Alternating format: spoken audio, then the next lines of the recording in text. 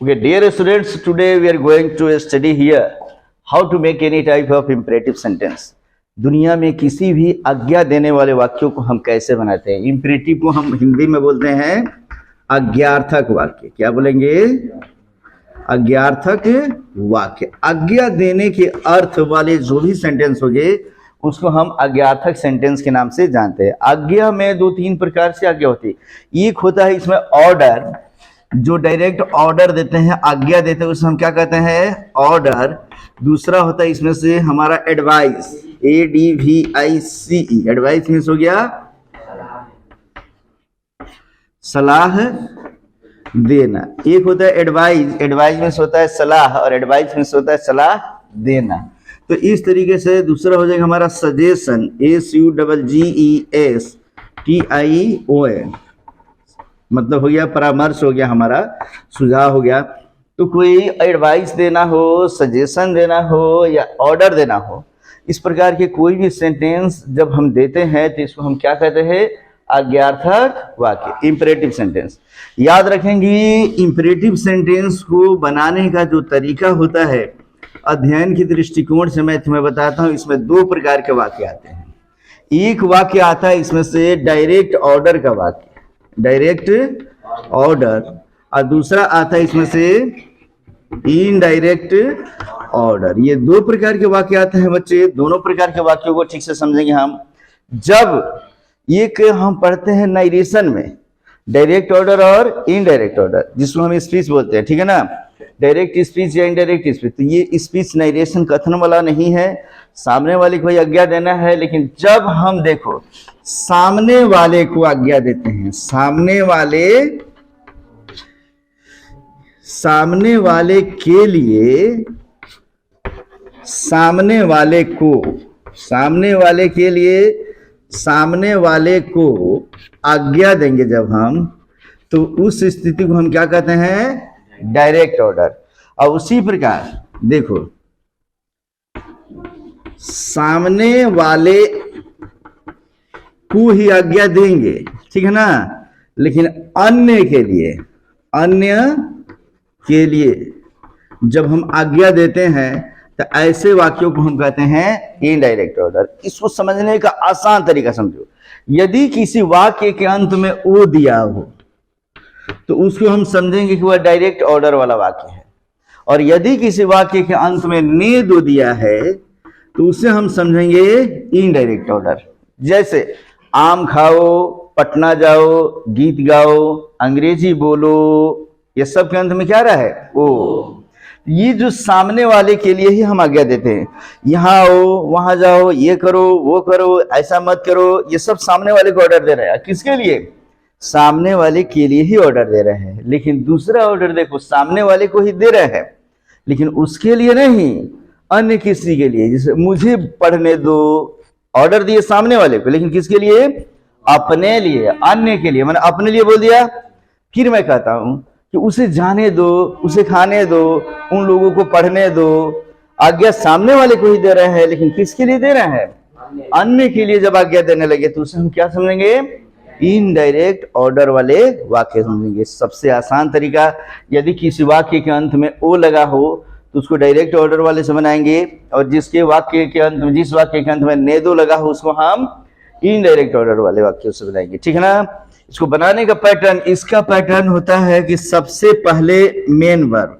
बता दूं ये कैसे बनाते हैं सेंटेंस। तो सेंटेंस इसमें सबसे पहले मेन वर्ब लिखते हैं हम लोग। इसका पहला रूप आ प्लस। अगर ऑब्जेक्टिव केस दिया है, ऑब्जेक्टिव केस अगर दिया है तो इसका इस्तेमाल करेंगे, और नहीं तो डायरेक्ट इसमें से ऑब्जेक्ट लिखकर और अदर वर्ड्स लिख लेते हैं। याद रखेंगे ऐसे वाक्यों में ऑब्जेक्टिव केस मुश्किल से 10% देता है, ज्यादा नहीं देता है।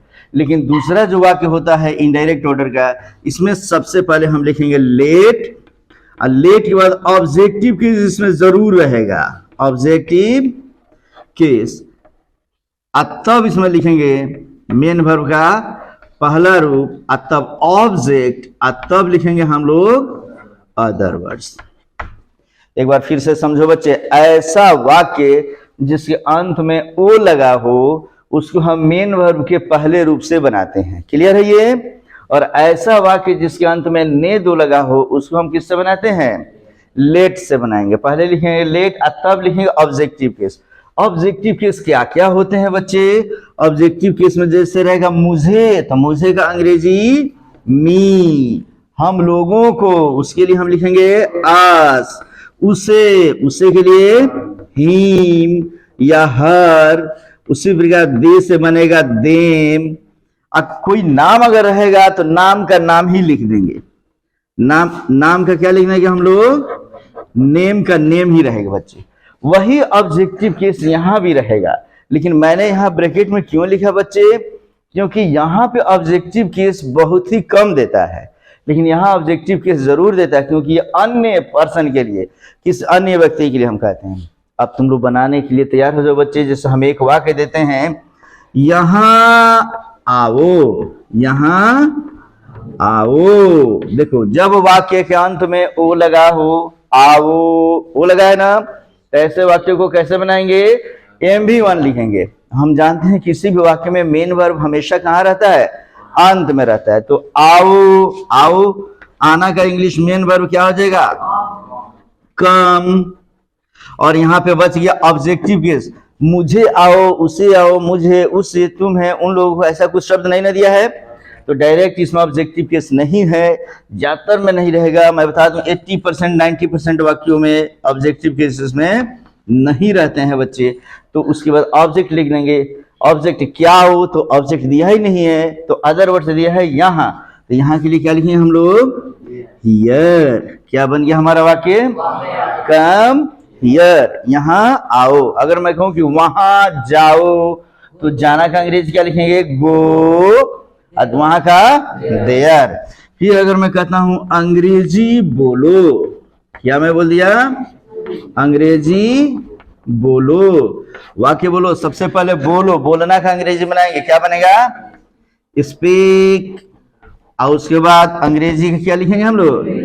Speak English. तो क्या इसके साथ मैं पूछूं तो बता सकते हो बच्चे? मैं वाक्य बोलते जा रहा हूं, हिंदी मैं बोलूंगा और अंग्रेजी तुम बोलोगे। बोलो, यहां आओ, गोपालगंज जाओ। तो गो टू गोपालगंज, गोपालगंज जाओ बोलना हो, जाना का तो गो हो गया, लेकिन मैं बताया था कि जब भी गो के बाद कोई जगह दिया रहे तो हम क्या प्रयोग करते हैं? टू का प्रयोग करते हैं। तो गोपालगंज जाओ क्या हो जाएगा? Go to Gopalganj. पटना जाओ, मुंबई जाओ। आम खाओ, it a mango, it a mango. अरे समझ में ना, रसगुल्ला खाओ, अरे इट रसगुल्ला, प्रयोग कर लो। वही बोलने के क्रम में तुम ऐसे इस्तेमाल कर सकते हो बच्चे, ठीक है ना जी। उसी पर मैं बोलता हूं कि चलो अंग्रेजी बोलो, हिंदी बोलो, संस्कृत बोलो। तो इस तरीके से कोई भी वाक्य अगर मैं दे दूं तो बता सकते हो तुम लोग। थोड़ा सा वाक्य लंबा भी करता हूं कि एक गिलास पानी लाओ। वाक्य क्या हो गया मेरा? एक गिलास पानी लाओ। तो जब वाक्य के अंत में ओ लगा है तो सबसे पहले लाना का अंग्रेजी लिखेंगे। तो लाना का क्या हो जाएगा? ब्रिंग। लाने के लिए हमने क्या रख दिया? ब्रिंग। उसके बाद ऑब्जेक्टिव केस दिया ही नहीं, ऑब्जेक्ट लिखो, क्या लाओ जी? पानी, ठीक है ना। तो ब्रिंग, तो पानी क्या? पानी, एक गिलास पानी का अंग्रेजी होता है अ ग्लास ऑफ वाटर। इसलिए हम प्रयोग कर देंगे, बोलो, bring a glass of water, एक गिलास पानी लाओ। तो क्या इसमें से हम जो भी वाक्य देंगे तुम बना सकते हो बच्चे, कोई दिक्कत नहीं ना इधर। तो इधर अच्छा, अब इसमें से इससे संबंधित देखो, ऑब्जेक्टिव केस से संबंधित एक वाक्य में देता हूं। अब यहां लिख दो बच्चे, ऊपर ही मिटा दो, कोई दिक्कत नहीं, तुम लोग शुरू के लिख लेना, ठीक है। इसी का एग्जाम्पल मैं लिख रहा हूं, यहां समझो। मुझे एक किताब दो, मुझे एक किताब दो। याद करो, ने दो नहीं लगा है, ने दो रहता तब किस ग्रुप में आ जाता? इनडायरेक्ट। इसमें डायरेक्ट दिया है दो, माने द में ओ लगा है। तो ऐसा वाक्य जिसके अंत में ओ लगा हो तो उसको बनाएंगे। तो सबसे पहले हम लिखेंगे दो। देना का अंग्रेजी क्या होता है बच्चे? तो लिखेंगे गिव। और उसके बाद ऑब्जेक्टिव केस दिया है मुझे, मुझे, उसे, उन लोगों को, उसको इत्यादि दिया रहेगा। तो मुझे के लिए क्या प्रयोग करते हैं? मी। तो लिखेंगे गिव मी। और मी के बाद अब हम ऑब्जेक्ट लिखेंगे क्या दो? A book. Give me a book. इस तरीके से हमारा सेंटेंस अगर कोई भी रहे, क्या डायरेक्ट ऑर्डर वाले वाक्य बना सकते हो बच्चे? थोड़ा सा हम आते हैं इनडायरेक्ट ऑर्डर की तरफ, फिर से समझेंगे। ऐसा वाक्य जिसके अंत में क्या लगा हो? ने दो लगा हुआ हो। तो ने दो वाले वाक्यों को बनाने का तरीका क्या है? जैसे पहले हम एग्जांपल लिख रहे हैं कि मुझे जाने दो, मुझे जाने दो, उसे पढ़ने दो, पढ़ने दो, ठीक है ना। राम को खेलने दो, राम को खेलने दो। हम लोगों को फिल्म देखने दो। ऐसा वाक्य देखो, ऐसे सभी वाक्य जिसके अंत में क्या लगा है? ने दो, ने दो, ने दो, ने दो। ने दो यदि किसी वाक्य के अंत में लग जाएगा तो किससे शुरुआत करेंगे? सबसे पहले क्या लिखेंगे? लेट। तो हम मुझे जाने दो के लिए हम सबसे पहले क्या लिख दिए? लेट।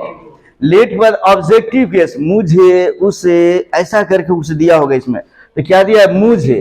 तो मुझे के लिए हम क्या लिखेंगे? मी। Let me. और उसके बाद हम क्या लिखेंगे? Main verb. जाना। दो मेन वर्ब नहीं होगा इसमें, जाना, आना, खाना, पीना, ये सब होता है। तो जाना का क्या हो जाएगा? गो। क्या बन गया मेरा? लेट मी गो। मुझे जाने दो। आ रहा समझ में? दूसरा वाक्य समझो, अभी मैं समझ दूंगा तब लिखना, अभी लिखो मत। यहां देखो, उसे पढ़ने दो। ने दो आ गया ना। सबसे पहले क्या लिखेंगे हम लोग? लेट। और लेट के बाद देखो क्या लिखेंगे? मुझे, उसे। तो उसी के लिए हम, अगर कोई लड़का है उसको कह रहे हैं कि उसे पढ़ने दो, तब हम क्या प्रयोग करेंगे? हिम। Let him. और लड़की होगी तो प्रयोग करते हैं हम लेट हर। इस तरीके से लेट हिम और लेट हर का प्रयोग हम कर सकते हैं बच्चे, ठीक है। और उसके बाद क्या बच गया? पढ़ना। तो लेट हिम रीड। उसे पढ़ने दो। समझ रहे हो? समझ रहे हो बच्चे ठीक से? आगे देखो, राम को खेलने दो। फिर ने दो आ गया ना। सबसे पहले क्या लिखेंगे? सभी बोलो लेट। और लेट के बाद देखो यहाँ पे देखो दिया है कि मी, अस, हिम, हर, देम और नेम का क्या प्रयोग करते हैं? नेम ही प्रयोग कर देंगे। तो इसीलिए हम क्या प्रयोग करेंगे? Let Ram, let Ram. और उसके बाद क्या प्रयोग करेंगे? Main verb. खेलने दो। खेलना का लेट राम, ले राम को खेलने दो। समझ गए सभी? और उसी प्रकार आ गया हम लोगों को फिल्म देखने दो। तब हम प्रयोग क्या करेंगे? सबसे पहले ने दो दिया है तो क्या लिखेंगे? ठीक से बोलो लेट। और लेट के बाद दिया है हम लोगों को, ऐसा दिया ना। तो मी प्रयोग करेंगे कि अस प्रयोग करेंगे? अस। तो लेट अस।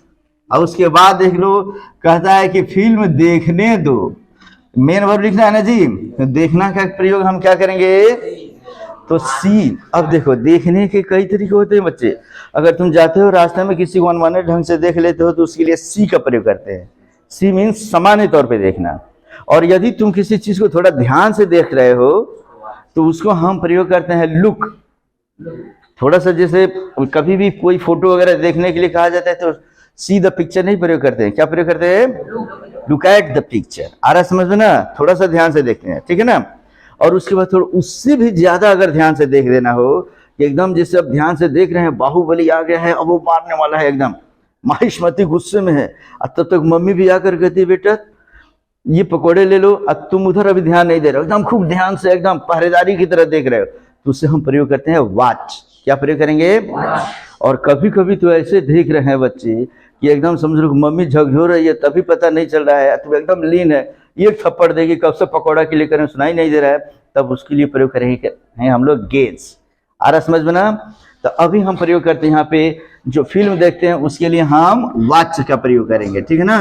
तो late us watch, main verb की जगह पे क्या प्रयोग करती है, वॉच। अब फिल्म देखना है ना, क्या देखने दो, द फिल्म या मूवी का प्रयोग हम कर सकते हैं। इस तरीके से हो गया let us watch the film या let us watch the movie. आ रहा समझ में ना। अब मैं पूछूं, वाक्य बना सकते हो तुम लोग, हम लोगों को खेलने दो, क्या हो जाएगा, अरे खेलना का प्ले होता है बच्चा, सब में वॉच प्रयोग करेगा। हम लोगों को खेलने दो, क्या हो जाएगा, लेट अस प्ले। हम लोगों को क्रिकेट खेलने दो, हम लोगों को खाने दो, लेट अस ईट। हम लोगों को समोसा खाने दो, लेट अस ईट समोसा या पेस्ट्री। आ रहा समझ में ना। तो इस तरीके से हम लोगों को भोजपुरी बोलने दो, इतना समझ गए बच्चे। अब इसके बाद इसी को इज्जतदार वाक्य बनाते हैं हम लोग। इंडिया में जैसे बोलते हैं, छोटों को तो हम ऐसे बोल देते हैं, बड़े जब भी बोलेंगे ना तो वहां पे हम ईए का प्रयोग करते हैं। क्या प्रयोग करते हैं, इधर प्रयोग करते हैं ईए, इधर प्रयोग करते हैं ने दीजिए। क्या प्रयोग करते हैं, जैसे ईए का प्रयोग कैसे करते हैं, यहां दिया है आओ, तो हम लोग बोलते हैं यहाँ आइए। क्या बोलते हैं, आइए। फिर यहाँ दिया अंग्रेजी बोलो, तो इज्जत से क्या बोलते हैं हम लोग, अंग्रेजी बोलिए। उसी प्रकार एक गिलास पानी लाओ, क्या हो जाएगा, एक गिलास पानी लाइए। तो जब ये बोलना हो, अपने से बड़ों से बोलना हो, इज्जत से मान सम्मान से बोलना हो, तो करना कुछ नहीं है, सिर्फ आगे प्लीज लगा देना है। बनाएंगे सेम और आगे क्या लगा देंगे, प्लीज। तो बोलो जैसे यहाँ आओ, इसका अंग्रेजी ठीक से सोच के बोलो, यहाँ आओ का अंग्रेजी क्या बनेगा, कम हियर। लेकिन अगर कहें कि यहाँ आइए, तब क्या होगा, प्लीज कम हियर। हियर नहीं रहे, हियर में से बाल होता है, हियर, ठीक है ना। फिर से बोलो, अंग्रेजी बोलो, इसका इंग्लिश स्पीक इंग्लिश, लेकिन यही के अंग्रेजी बोलिए, प्लीज स्पीक इंग्लिश। फिर से देखो, गुरुजी को बोलना है, गुरुजी गणित पढ़ाओ, गणित पढ़ाओ, टीच मैथमेटिक्स। अरे समझ में ना। लेकिन ये समझो कि मुंबई की तरफ बोलेंगे, दिल्ली की तरफ बोलेंगे, महाराष्ट्र के बाद में बोलेंगे सब, मध्य प्रदेश में हम लोग बोलते हैं गुरुजी गणित पढ़ाइए, तब हम क्या बोलेंगे, प्लीज टीच मैथमेटिक्स। समझिए सब। उसी प्रकार बोले, ये गिलास पानी लाओ, इंग्लिश क्या होगा, bring a glass of water.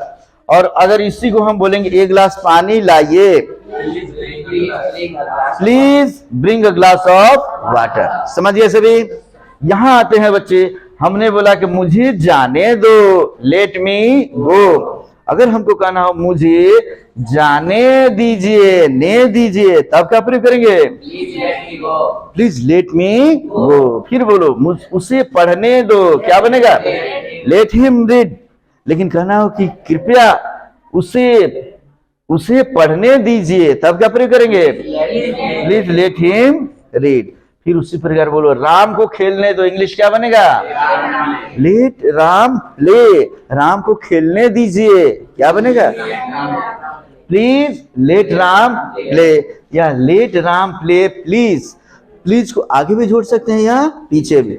उसी तरह बोलो, हम लोगों को फिल्म देखने दो, क्या हो जाएगा, late us watch the film या मूवी। अगर उसी को प्रयोग करना, हम लोगों को फिल्म देखने दीजिए, तब क्या प्रयोग करेंगे, please let us watch the movie या let us watch the movie please, ऐसा प्रयोग करेंगे। तो क्या ऐसे करके हम तुम्हें कम से कम 20-25 वाक्य बना सकते हो बच्चे। इसे नोट करो, फिर वाक्य देता हूं मैं।